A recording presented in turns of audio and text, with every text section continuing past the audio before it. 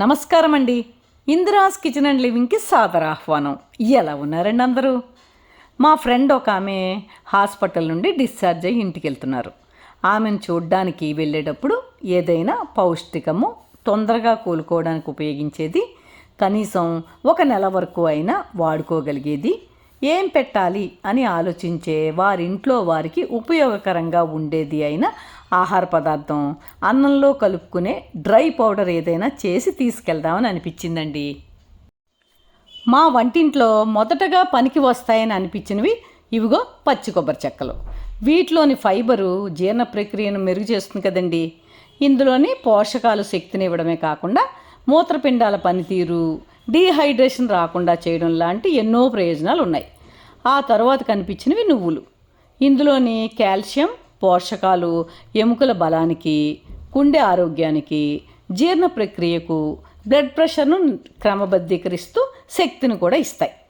ఆ తర్వాత కనిపించినవి పుట్నాలు, అదేనండి గులశనగపప్పు. ఇందులో ప్రోటీన్, ఫైబర్, మినరల్స్ పుష్కలంగా ఉండడమే కాకుండా రోగనిరోధక శక్తిని కూడా పెంచుతాయి కదా. తర్వాత కనిపించినవి పల్లీలు. ఇవి ప్రోటీన్స్ అధికంగా ఉండి మెగ్నీషియం, ఐరన్, విటమిన్ ఏఈలను కలిగి ఉండడం వల్ల రక్తహీనతను తగ్గిస్తూ యాంటీ ఆక్సిడెంట్స్గా కూడా పనిచేస్తాయి. వీటితో పాటుగా జీలకర్ర, 10 ఎండుమిరపకాయలు, వెల్లుల్లి రెమ్మలు, కరివేపాకు, చింతపండు చిన్న ఉండ, 3 టేబుల్ స్పూన్స్ నూనె, హిమాలయన్ సాల్ట్లు కూడా కలిపి ఈ పౌడర్ను తయారు చేస్తున్నానండి.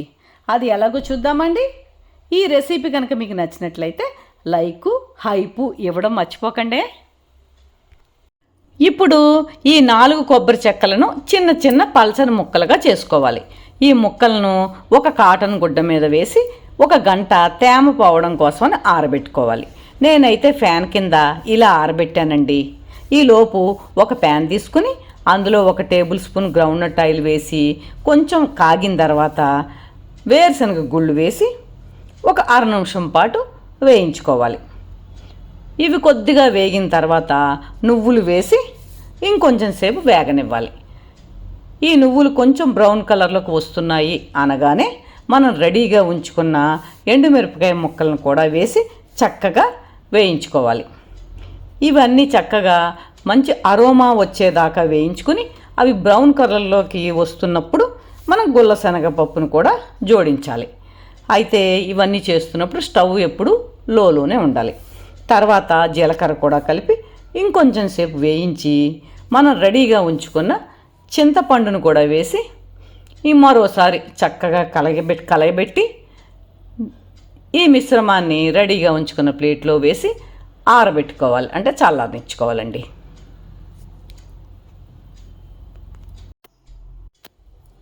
ఇప్పుడు ఈ ఆరిన కొబ్బరి ముక్కలను మిక్సీ జార్లో వేసి గ్రైండ్ చేసుకోవాలి. పొడి పొడిగా అయ్యేదాకా ఆగి గ్రైండ్ చేయాలి. ఇప్పుడు ఒక ప్యాన్ పెట్టుకొని ఈ కొబ్బరి తురుమును డ్రై రోస్ట్ చేసుకోవాలండి.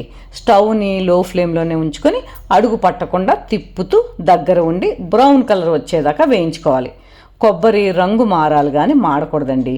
ఇలా బ్రౌన్ కలర్లోకి రాగానే చక్కగా ఒక ప్లేట్లోకి తీసుకుని చల్లారబెట్టుకోవాలి.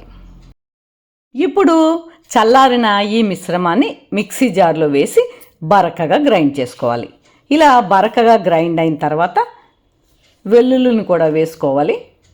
అలాగే సాల్ట్ కూడా వేసుకుని ఒకసారి గ్రైండ్ చేసి ఇందులో వేయించి చల్లారబెట్టుకున్న కొబ్బరి మిశ్రమాన్ని కూడా వేసి ఒకసారి గ్రైండ్ చేసి బౌల్లోకి తీసుకోవాలండి. ఇప్పుడు పోపు కోసమని ప్యాన్ పెట్టుకొని అందులో 2 టేబుల్ స్పూన్స్ గ్రౌండ్నట్ ఆయిల్ వేసుకుని కాగిన తర్వాత జీలకర్ర వేసుకోవాలండి. జీలకర్ర కొంచెం వేగిన తర్వాత మనం రెడీ చేసుకున్న కరివేపాకు వేసుకోవాలి.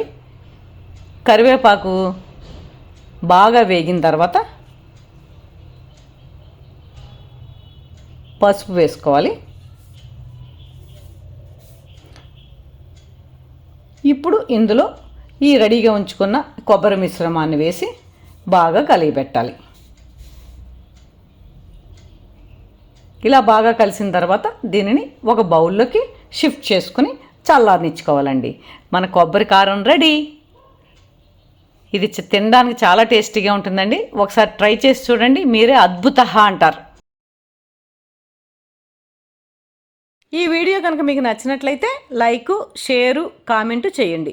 సబ్స్క్రైబ్ చేసుకుని వారు ఉంటే సబ్స్క్రైబ్ చేసుకోండి. మీ లైక్స్ నాకు చాలా అమూల్యమండి. Thank you.